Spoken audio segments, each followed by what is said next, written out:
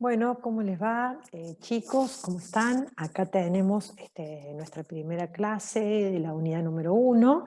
Esta unidad se refiere a temas generales donde vamos a ir ubicando la contabilidad de gestión y fundamentalmente, bueno, el contador de gestión, que es esta nueva figura que van a comenzar a ver ustedes a partir de esta materia. Voy a compartir entonces el archivo con los contenidos de esta unidad.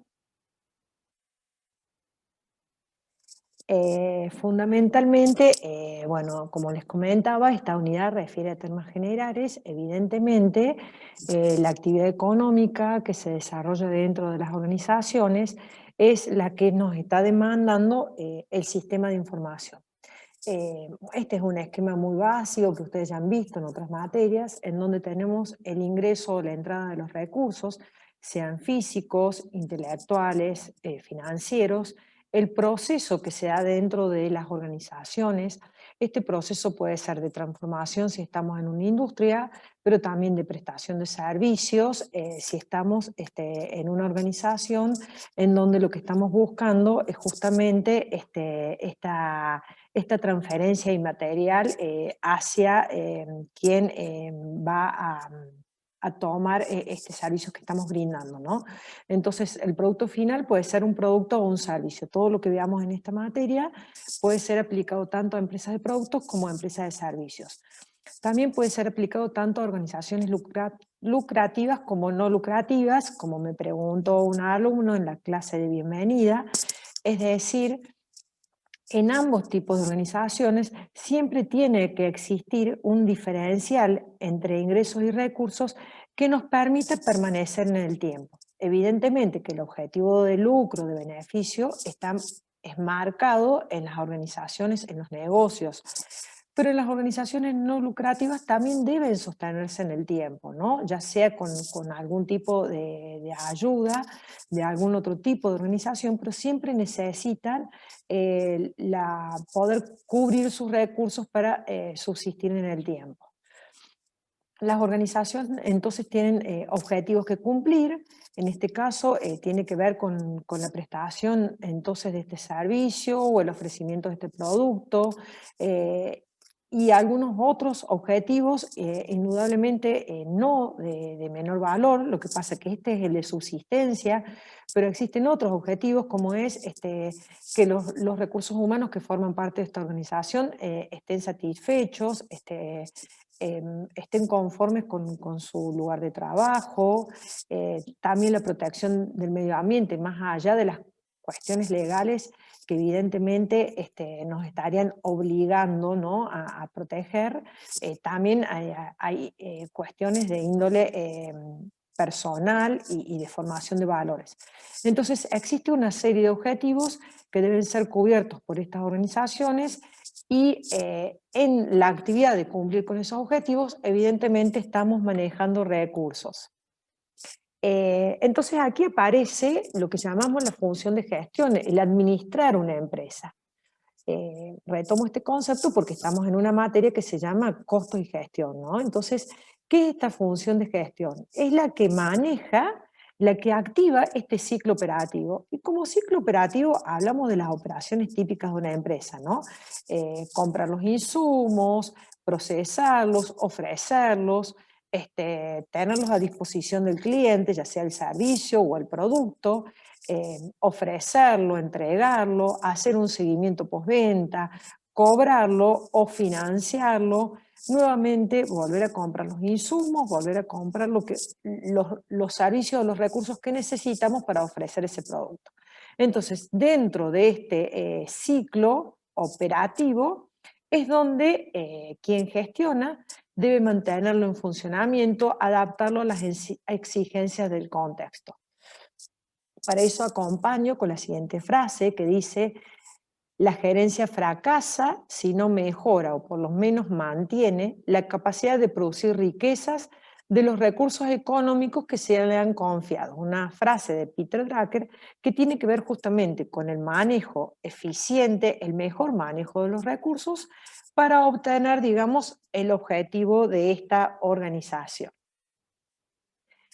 Entonces, teniendo en cuenta que quien gestiona esta empresa toma decisiones relacionadas con el planeamiento y control de los recursos, y que esas decisiones van a necesitar información. La información decimos que es de carácter tanto financiero como no financiero, ¿no? O sea, cuando estamos hablando de una información financiera, estamos hablando de una información relacionada al, al mundo de lo económico que tiene que ver con el dinero, ¿no? Entonces, si estamos hablando de, bueno, cuál fue el nivel de ventas o las ventas esperadas o los recursos, la cuantía de inversión es un dato financiero.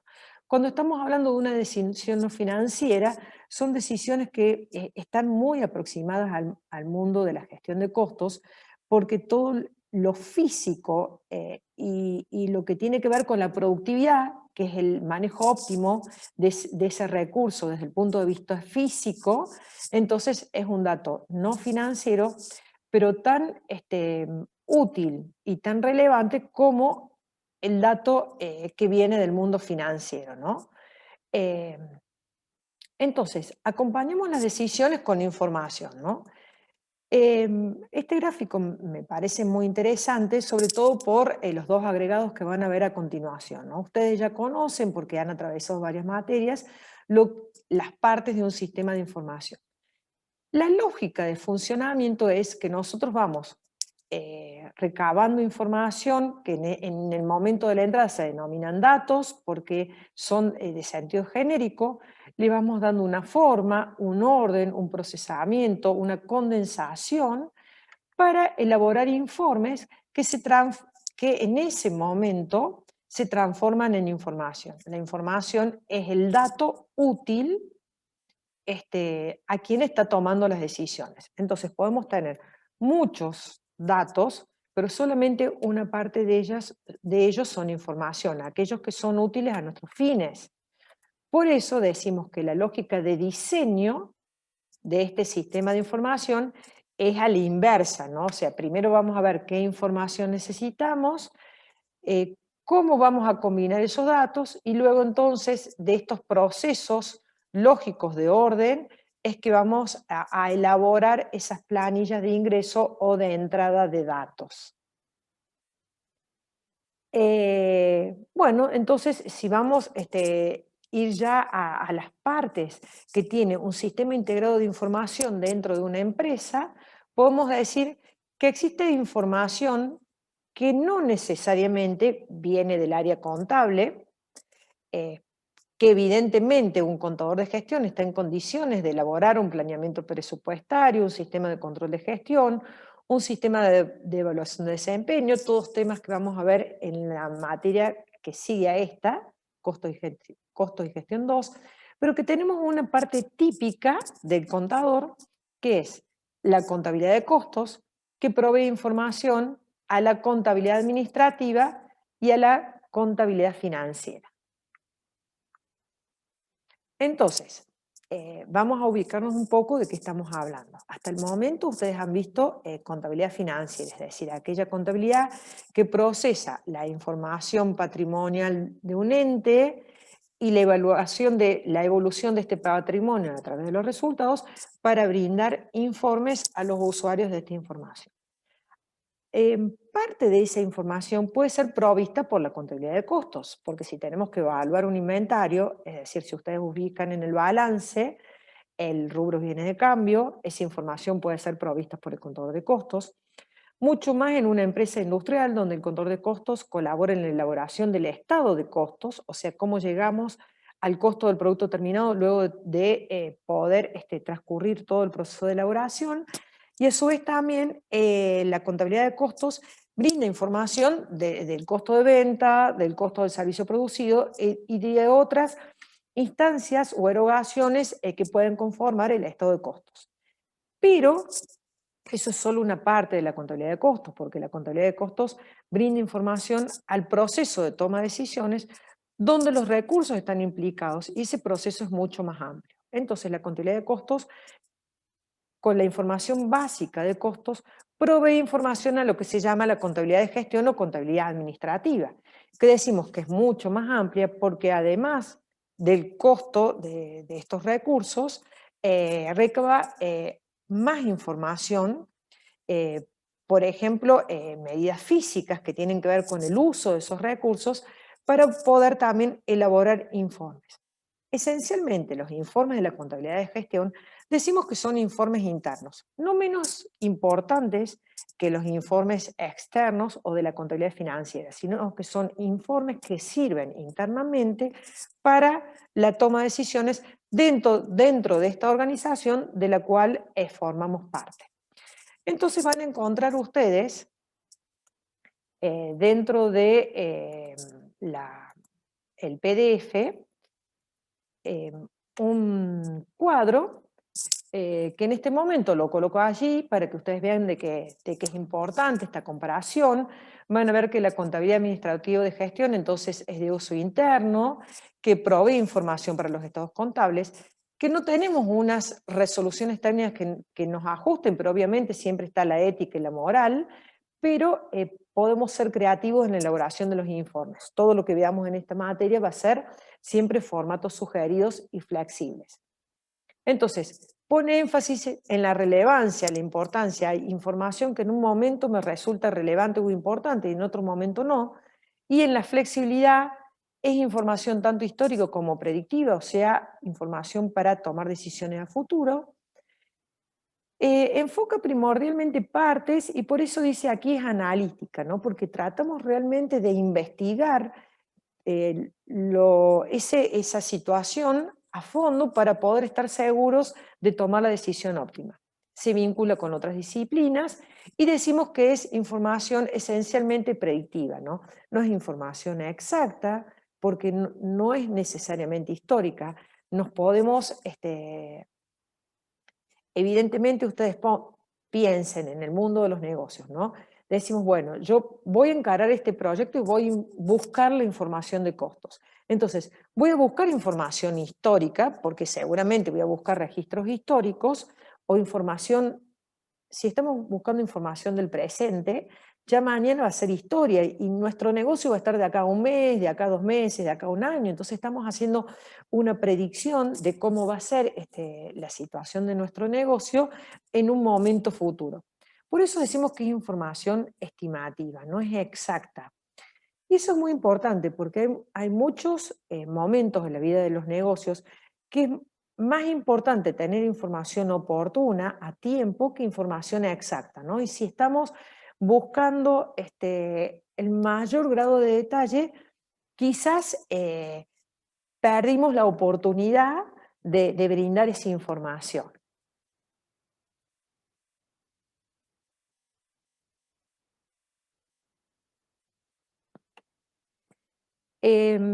Aquí tenemos entonces una definición bastante rigurosa de la contabilidad de gestión, porque ya nos habla de que es parte de una ciencia social, porque evidentemente estamos en una relación directa con los recursos humanos y con la sociedad en la que vivimos, que tomamos datos y brindamos información acerca de aspectos físicos, monetarios y temporales, por eso hablábamos de la oportunidad de la información, que se combinan para lograr que luego de un proceso productivo, del cual hablamos recién en nuestro esquema de organización, los productos o servicios, por eso dice en sentido genérico, obtenidos satisfagan las necesidades en mayor grado que la suma de los recursos obtenidos, ¿no? Que siempre podamos obtener entonces ese diferencial de margen, beneficio,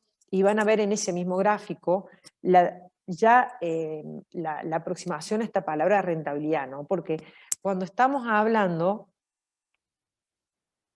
de la obtención de un beneficio, siempre lo debemos relacionar con una inversión, ¿no? No es lo mismo invertir 100.000 para obtener como beneficio 10.000 que invertir 1.000.000 para obtener como beneficio 10.000. Evidentemente todos me dirían, profesora, vamos a invertir 100.000, ¿no? Esa es la rentabilidad, la relación que hacemos entre ese beneficio y el capital invertido.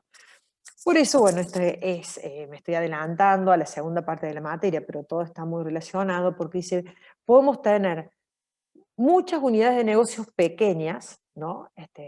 Digamos, muchos kioscos en la ciudad, en donde la inversión es pequeña y la relación activo-beneficio generado es mucho más interesante que tener una gran y única unidad de negocio en donde la relación activo-beneficio no es tan favorable porque el peso de la estructura fija es más importante, ¿no? Entonces, esa es la idea de rentabilidad. ¿Cuánto gano relacionado con lo que invertí en ese negocio? Vamos a continuar entonces.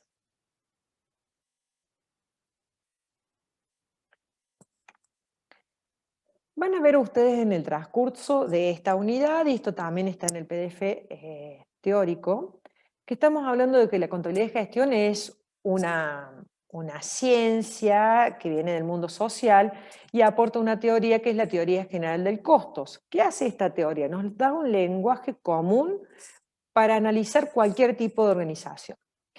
¿Qué vamos a hacer con estos conocimientos? Los vamos a aplicar, por eso está la técnica, ¿no? Tenemos aquí los tableros de comando, los índices, las fórmulas de cálculo, todos los sistemas de costos mismos, todo lo que surja de esos conocimientos para poder aplicarlo al mundo de los negocios. A su vez, vamos a poder decidir qué enfoque darles a estas herramientas que vamos a utilizar. Y por eso decimos, bueno, nos vamos a basar en un enfoque de costeo basado en la actividad y vamos a hacer una administración basada en la actividad, o vamos a utilizar un balance scorecard o un cuadro de mando integral. Entonces nos vamos definiendo dentro de una línea de aplicación de esas técnicas. La función de costos en la empresa fue evolucionando a través del tiempo, ¿no? O sea, el contador tradicional era este que se ubicaba en el sector financiero de la empresa y en general proveía información para el cálculo del costo unitario y la evaluación de inventarios. A medida que transcurrió el tiempo, la función del contador de costos se fue ampliando y hoy tenemos un contador que actúa a lo largo de toda la cadena de valor, calculando e interviniendo en cada uno de estas actividades en las cuales los recursos, y hablando de recursos, hablamos de costos, estén comprometidos. En la clase número 2 voy a desarrollar específicamente este tema de cadena de valor, pero ya adelantando que desde la profesión de la contabilidad interna, el contador ya no solo actúa en el área de producción con el cálculo del costo unitario y la gestión de inventarios, sino también calcula costos en cada una de las actividades a lo largo de esta cadena de valor. Bien, entonces, justamente coincidente con lo que veíamos viendo, de los temas tradicionales que tenía ese contador de costos en ese enfoque inicial, en donde solo estaba en la función financiera y calculando el costo de producción, o sea, costear productos, administrar inventarios y calcular presupuestos como informe de gestión, el contador necesita ampliar, digamos, sus reportes, sus informes y su visión, porque el mundo también va incorporando o instalando nuevos temas, como la globalización, el avance del sector de los servicios, las tecnologías de la información que hacen cada vez más fácil recabar grandes bases de datos y procesarlas, y avanzar hacia nuevos temas que tienen que ver con la complejidad, nuevamente, de este universo financiero, si se quiere, el avance de los negocios virtuales, y más en esta situación que nos ocupa hoy en día, que es la pandemia. Ustedes saben de que la virtualidad llegó al mundo de los negocios para quedarse más que nunca, y la sustentabilidad como principio rector de prácticamente todas las actividades productivas y de gestión. Van a encontrar en la bibliografía este tema adicional que son las directrices claves en la contabilidad administrativa, con 3 tópicos: el enfoque costo-beneficio, las consideraciones técnicas y de comportamiento que se deben agregar a este enfoque, que es esencialmente técnico, y el tema de costos diferentes para propósitos diferentes. Este tema es de la unidad número 2, pero no quiero pasarlo por alto para que ustedes tengan la referencia de que lo van a ver en la unidad número 2, pero que está contenido en la bibliografía en esta unidad número 1. El último tema que vamos a ver en esta clase 1 es el de ética, ¿no? Y entonces, este comportamiento ético de este profesional en costos y pequeño humor que resume en él todo lo que podemos decir, ¿no? Dice, aquí escriba la palabra ética, y lo que tantas veces hemos contestado cuando hemos ido al colegio: robaron la tiza, señorita, ¿no? Entonces, bueno, un poco de esto se trata la ética. El comportamiento ético tiene que ver en una cuestión de valor personal, ¿no? Es una elección consciente y libre de las acciones humanas que se relacionan con el bien, ¿no? Entonces, cuando actuamos éticamente por principios, ¿no? Y yo siempre digo, lo, lo mejor que nos podemos llevar, o por lo menos una de las cuestiones más valiosas que nos vamos a llevar de esta vida, es nuestra humanidad, ¿no? Lo que podamos dejar, y por eso digo, tenemos que ser muy conscientes de que la conducta ética tiene que estar siempre por encima de cualquier otro valor que no tenga en cuenta el bien común, ¿no? Porque en definitiva eso es lo que podemos dejar y que va a ser recordado al menos como constructivo. Evidentemente, más allá del valor personal, el comportamiento ético también tiene que ver con una demanda de la sociedad, ¿no? La sociedad requiere hoy más que nunca salir de esta crisis de valores y comprometerse con valores éticos. Y si no nos fue suficiente nuestra elección libre y consciente, y no nos fue suficiente el requerimiento de la sociedad que nos rodea, la ley nos dice que debemos ser éticos, y el Consejo Profesional también tiene su propio código de ética, y digamos, desde el punto de vista del ejercicio profesional vamos a tener problemas de ejercicio profesional en cuanto a la habilitación o la sanción de pérdida de la matrícula. Quisiera que nos quedásemos en el primero, ¿no? O sea, quisiera que todos pudiéramos tener esta elección consciente de tener acciones que se relacionen con el bien. Dentro del comportamiento ético relacionado con nuestra profesión, evidentemente son cuestiones relacionadas con la ética, el comprometernos a tener un nivel apropiado de competencia, ¿no? Yo por allí suelo decir, bueno, supongamos que nos vamos a colocar una inyección y la enfermera nos dice, bueno, usted va a ser mi primer cliente, mi primer paciente. Sí, mire, mi compañera hace rato que tiene conocimiento de esto, pero yo es la primera vez. Y bueno, ¿y qué vamos a elegir? ¿No vamos a elegir ese profesional que tiene su primera experiencia, o que no se formó, o aquella persona idónea, ¿no?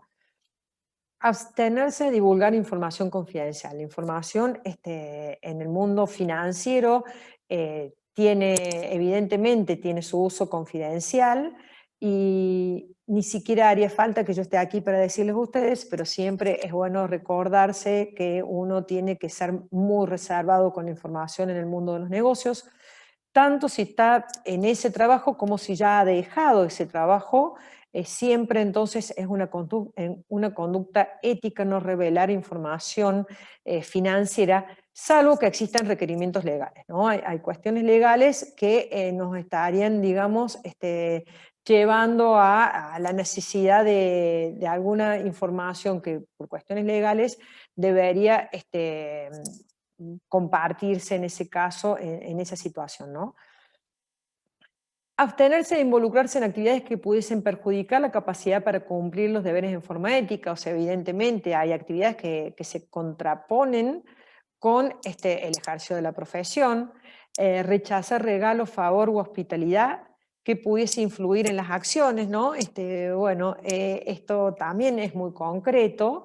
Nosotros tenemos que ser muy ecuánimes en nuestra decisión de nosotros estamos brindando un servicio profesional que tiene un precio que le hemos puesto en su momento y bueno, eso es lo que nosotros deberíamos tener como retribución más allá de esta situación particular cuando somos conscientes de que están tratando de desviar o influenciar en nuestras acciones, ¿no?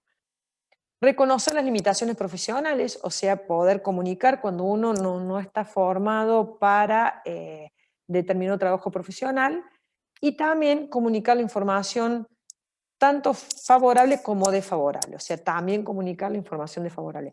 Estos son algunos de los puntos de ética que, bueno, siempre me parece que algunas cuestiones son interesantes de reflexionar y compartir con ustedes, pero van a encontrar en la página del Código de Ética y también en la bibliografía algunos otros puntos para ampliar o agregar a, a este tema. Bien, este es el último tema de la unidad número 1, pero en la unidad número 1 vamos a compartir una clase específica de cadena de valor que va a ser la clase número 2. Lo espero.